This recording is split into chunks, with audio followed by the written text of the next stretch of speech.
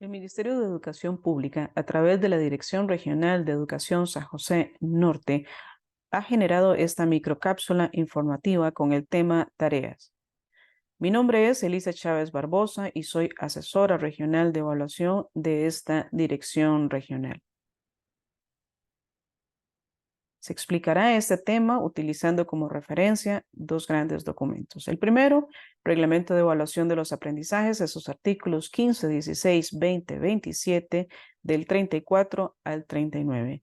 Y el documento, Lineamientos Técnicos de Evaluación para los Aprendizajes 2023, en sus páginas 7, 12 y 13. Hablemos un poquito de los requisitos para la construcción o la elaboración de este componente tareas. En la mayoría de las asignaturas y de los diferentes niveles, el porcentaje de este componente evaluativo es del 10%. Deben vincularse a un indicador del aprendizaje del trabajo cotidiano.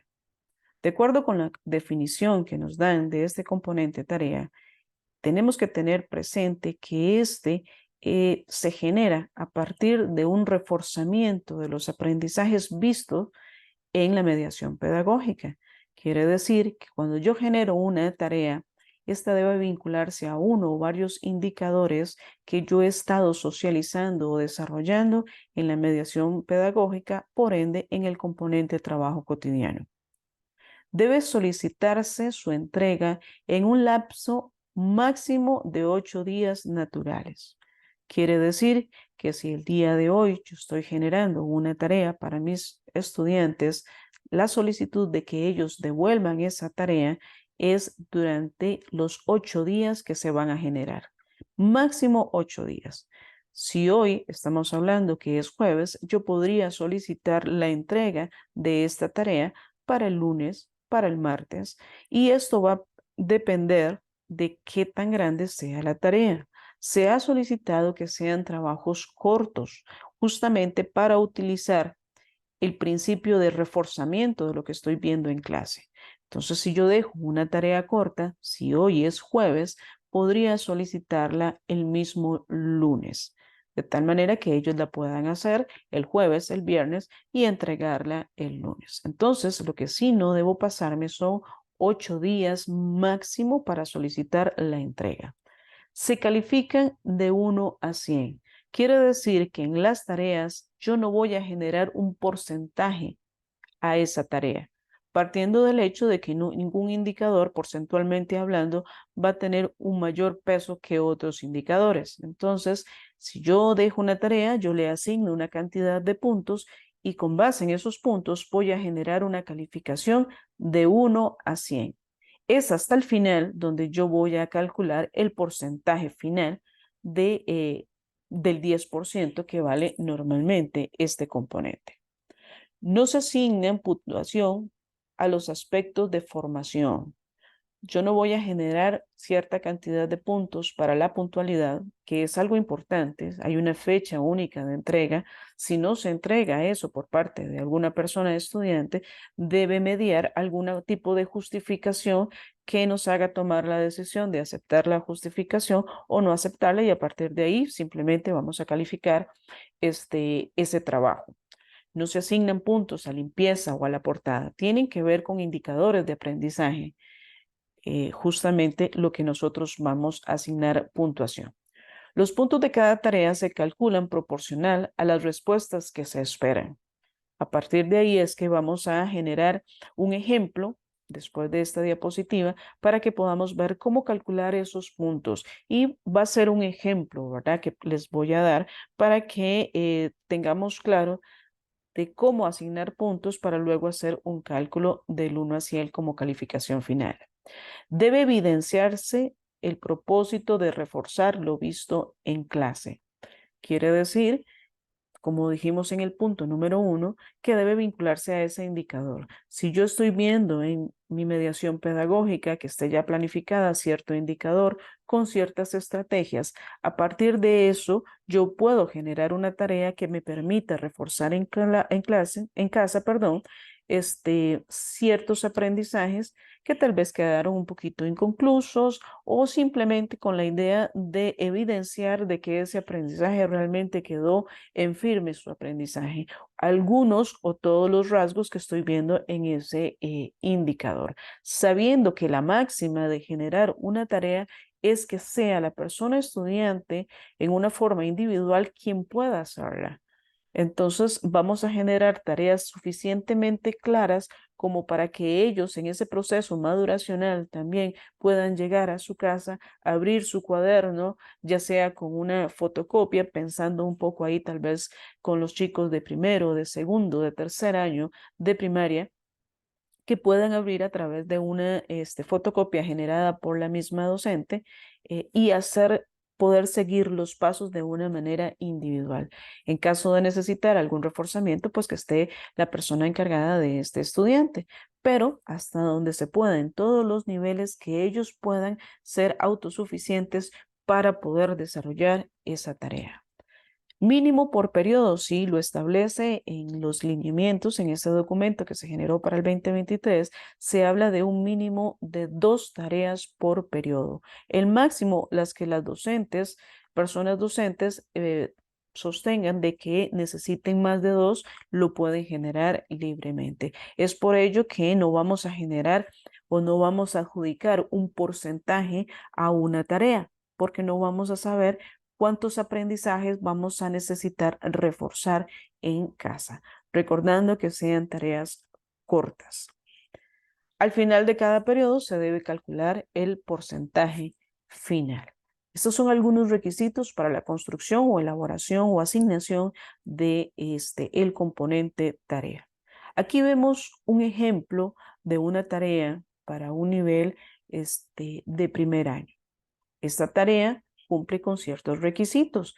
Tiene el criterio de evaluación, que es de cuarto año, ese se extrae, ¿verdad? Al ser una tarea de ciencias, pues bueno, así se llama en el enfoque del programa, en el programa mismo, criterios de evaluación, donde viene en forma general cuál era el aprendizaje esperado.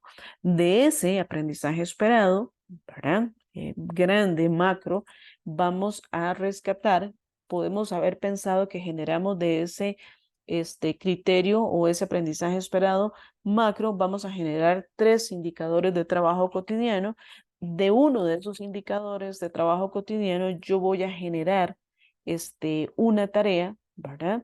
Donde los estudiantes vayan a repasar de forma individual un aprendizaje o un pequeño aprendizaje de ese macro aprendizaje. En este caso, del indicador generado, como identifica las características que diferencian los componentes vivos y no vivos del entorno, yo voy a generar esta tarea donde viene compuesta por instrucciones, por criterios o escalas, en este caso van a ser 5 puntos, y en la descripción del criterio que va a decir un punto por cada imagen pegada en el espacio correcto. Entonces, en las instrucciones dice, Simón es un niño de primer año que fue de paseo con su familia a San Carlos. De camino, él observó materia con vida y materia sin vida. Ayuda a Simón a colocar en cada una de las columnas la materia con vida y sin vida respectivamente. Debes recortar las imágenes y pegarlas en los espacios correctos. En este caso, ¿por qué se le está solicitando a alguna persona encargada que ayude a la persona estudiante a generar esta tarea? Porque es probable, si esta tarea fue elaborada en el mes de marzo, en el mes de febrero, va a necesitar que haya una persona que le pueda leer las instrucciones al estudiante para que él pueda generar eso. Entonces, como vemos, este es un ejemplo de primer año de la escuela, pero podemos pensar en un séptimo, en un undécimo año, en un duodécimo año, contextualizamos incluso esta misma tarea, obviamente con aprendizajes diferentes, se puede generar en el mismo cuaderno, pero parte del mismo procedimiento, donde yo voy a generar una tarea que parta de un aprendizaje esperado macro, donde tenga indicadores. Hay un indicador que yo ya vi en mi clase, en mi mediación pedagógica. De ese indicador voy a generar una tarea que permita evidenciar la demostración o que permita dar la demostración de lo aprendido en clase o que se refuerce por parte de los estudiantes. La cantidad de puntos va a depender de lo que yo les estoy solicitando a los estudiantes. Recordemos que al redactar los indicadores en trabajo cotidiano, yo no puedo generar indicadores que sean acciones, ¿verdad? No, el indicador tiene que ver en esos niveles de aprendizaje. Cuando yo genero una tarea, yo ahí puedo utilizar acciones, ¿verdad? Que van a desprenderse de ese indicador que yo he tomado del trabajo cotidiano. Entonces, de un indicador de trabajo cotidiano, cuando yo genero una tarea, sí puedo redactar en función de acciones. Por ejemplo, el mencionar, el aplicar, ¿verdad? Que el estudiante identifique, puede ser incluso, y que yo genere actividades de mediación, pero para una tarea. La calificación, bueno, la podemos ir calculando igualmente en un instrumento, en un Excel, donde yo identifico la parte administrativa, de qué centro educativo, de qué asignatura, cuál es el docente, cuál es el nivel o la sección. Entonces, yo voy a tener el nombre de mis estudiantes, Maribel, Elizabeth y Marta. Voy a presumir que en este primer periodo 2023 yo generé 5 tareas. No sé cuántas voy a generar, ¿verdad? Pero bueno, en este caso, para el ejemplo final, voy a tener 5 tareas. Por cada tarea, yo adjudiqué una calificación del 1 a 100.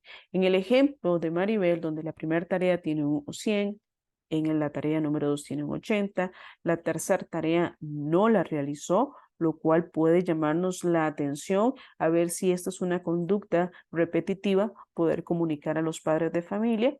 En la tarea 4 de un 100, en la tarea 5 un 50, un total de 66, un ponderado de 66, para que al final me genere del 10% un 6.6, que ese en rojo, ¿verdad? Para Maribel, para Elizabeth, para Marta, ese porcentaje final de 10 es el que yo voy a adjudicar al sistema de evaluación ágil.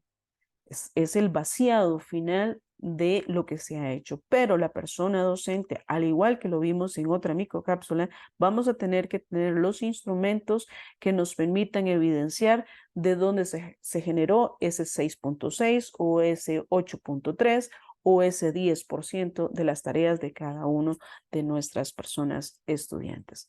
Espero que esta microcápsula les haya ayudado para disipar cualquier consulta, cualquier duda que se haya generado. A partir de acá, si todavía prevalece alguna duda, las personas docentes de la Dirección Regional San José Norte pueden escribirme a mi correo. Incluso los miembros del comité de evaluación pueden igualmente solicitar alguna cita. Podemos generarla vía Teams o presencial para evacuar las dudas de todas las personas docentes. Espero que esto haya sido de ayuda para ustedes. Muchas gracias.